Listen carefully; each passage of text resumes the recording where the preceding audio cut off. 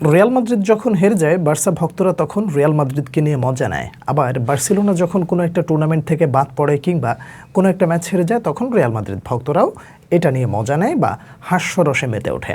দুটো ব্যাপারে খুবই যৌক্তিক, কিন্তু এই যৌক্তিকতার আদলে এই মুহূর্তে রাইট নাও আপনি বার্সাকে নিয়ে অনেক মজা করতেই পারেন এবং এই করাটা খুব স্বাভাবিক একটা ব্যাপার। কিন্তু এই স্বাভাবিকতার মধ্যেও একটা বাস্তবতা এই মুহূর্তে আপনাকে আসলেই মেনে নিতে হবে, তা হলো বার্সেলোনা যেই ধরনের ফুটবল খেলেছে এই ধরনের ফুটবলটা আসলেই দিন শেষে আপনাকে মনে করিয়ে দেয় যে বার্সা আসলেই সুন্দর ফুটবলটা খেলেছে। আপনি এই ধরনের রেজাল্ট দেখার পরে একটা কথা অবশ্যই বলবেন, তা হলো যে ম্যাচ জিতেছে বার্সা কিন্তু ফাইনালে গেছে অ্যাথলেটিকো মাদ্রিদ। দিন শেষে এই দুটোর মাঝখানে ফুটবলটা জিতে গেছে।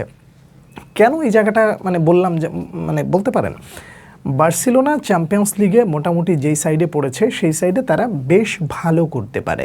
এই জায়গাটায় এইরকম একটা অবস্থায় থাকার পর বার্সা যখন এই ধরনের একটা ফুটবল খেলে, তো এই কোপা দেল রের সেমিফাইনালটা, এই হার অ্যাথলেটিকো মাদ্রিদের বিপক্ষে তারা নিজেদের ঘরের মাঠে যেভাবে খেলেছে, চ্যাম্পিয়ন্স লিগের একটা অন্যরকম বার্তা তারা অলরেডি গোটা বিশ্বকে দিয়ে রাখলো যে আমরা এবারের চ্যাম্পিয়ন্স লিগটা মোটেও হালকাভাবে নিচ্ছি না। এই কথাটা কেউ স্বীকার করুক আর না করুক, আমি অন্ততপক্ষে বলতে পারি যে বার্সেলোনা এবারের চ্যাম্পিয়ন্স লিগে মোটামুটি ভালোই খেলবে, আশা করা যায় ভালোই খেলবে। কিন্তু দিন শেষে এটাই ফুটবল, যে আমি যেটা বলবো সেটাই যে আসলে হবে এমনটা না। কিন্তু দেখা যায় যে যেই ধরনের যেই ইন্টেন্সিটিতে বার্সেলোনা খেলেছে এইটাকে আসলে আপনি তো ছোট করে দেখতে পারেন না। আপনি বলুন তো চ্যাম্পিয়ন্স লিগে 2 লেগের খেলায় বার্সা যদি এই ধরনের ফুটবল খেলে তাহলে এই বার্সাকে থামানোটা কি আসলে কষ্টসাধ্য হয়ে যাবে না? অবশ্যই কষ্টসাধ্য হবে। ঠিক এই জায়গাটাই হচ্ছে মনে করিয়ে দিতে হয় যে বার্সেলোনা যেই সাইডে পড়েছে চ্যাম্পিয়ন্স লিগে সেই সাইডে থেকে এই ধরনের ফুটবল যদি খেলে তাহলে তারা অনেক ভালো কিছু করতে পারে। একই সাথে মনে করিয়ে দেই যে আজকের ম্যাচটা অর্থাৎ অ্যাথলেটিকো মাদ্রিদের বিপক্ষে বার্সেলোনা জিতেছে, কিন্তু ফাইনালে যাওয়ার জন্য আসলে যে সমীকরণটা দরকার ছিল সেই সমীকরণটা তারা পৌঁছাতে পারেনি বা ছুঁয়ে দেখতে পারেনি। অ্যাথলেটিকো মাদ্রিদের কোচ সিমিওনে একটা কথা অবশ্য বলেছে যে অবশ্যই বার্সেলোনা ভালো ফুটবল খেলেছে, আমরা আশা করি যে তাদের বিপক্ষে চ্যাম্পিয়ন্স লিগে খেলবো। এটা যেমন তার জন্য একটা বুস্ট আপ, একই সাথে বার্সার জন্য 2টা শিক্ষা। নাম্বার 1, যে আমরা নিজেদের ঘরের মাঠে যদি এই ধরনের ফুটবল খেলতে পারি তাহলে অবশ্যই আমরা চ্যাম্পিয়ন্স লিগে ভালো করতে পারি। নাম্বার 2, যে আমরা প্রথম লেগ অর্থাৎ 2 লেগের যদি খেলা হয় তাহলে প্রথম লেগটা আমরা এমন জঘন্যভাবে হারবো না, এত জঘন্য ফুটবল খেলে হারবো না যাতে করে সেকেন্ড লেগে আমাদের আসলে ফিরে আসার সুযোগ থাকলেও আমরা সেই সুযোগটা কাজে লাগাতে পারি না। কেন এই কথাটা বললাম?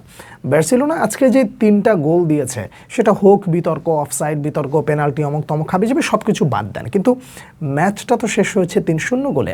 সেই জায়গায় দাঁড়িয়ে বার্সা আক্ষেপটা করতে পারে অ্যাথলেটিকো মাদ্রিদের বিপক্ষে প্রথম যে লেগটা ছিল সেই লেগটায় তারা যদি অবশ্যই 1 গোল বা 2টো গোল দিয়ে যদি আগায় থাকতে পারতো তাহলে আজকে ফলাফলটা ভিন্ন রকম হতে পারতো না।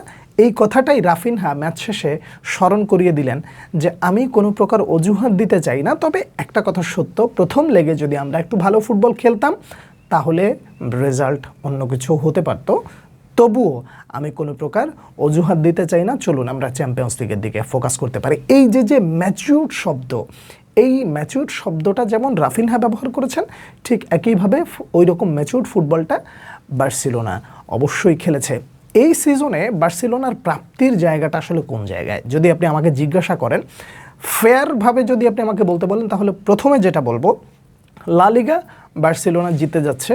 এটা বর্তমান পরিস্থিতি ফর্মের বিবেচনায় বা পয়েন্ট টেবিলে 4 পয়েন্ট এগিয়েছে এইটা হিসেবে আসলে প্রেডিকশন বলছি না, বা আমার মন বলছে বিষয়টা এরকম না।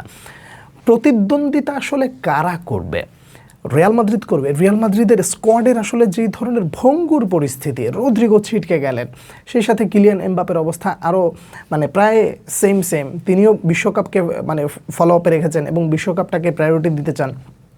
বলা যায় যে ছেড়ে দেমা কেঁদে বাঁচির মতন অবস্থায় থেকে রিয়াল মাদ্রিদ আসলে কতটুকু কত দূর যেতে পারবে সেটা আসলে বলা বাহুল্য। এই ধরনের স্কোয়াড নিয়ে রিয়াল মাদ্রিদ বার্সেলোনার বিপক্ষে একটা ম্যাচ আছে, তারপরে হচ্ছে অ্যাটলেটিকো মাদ্রিদের বিপক্ষে ম্যাচ আছে, তারা কতটা ভালো করতে পারবে সেটা সময় বলে দেবে। কিন্তু আপাত দৃষ্টিতে বলা যায় বার্সেলোনা লিগ জিততে যাচ্ছে।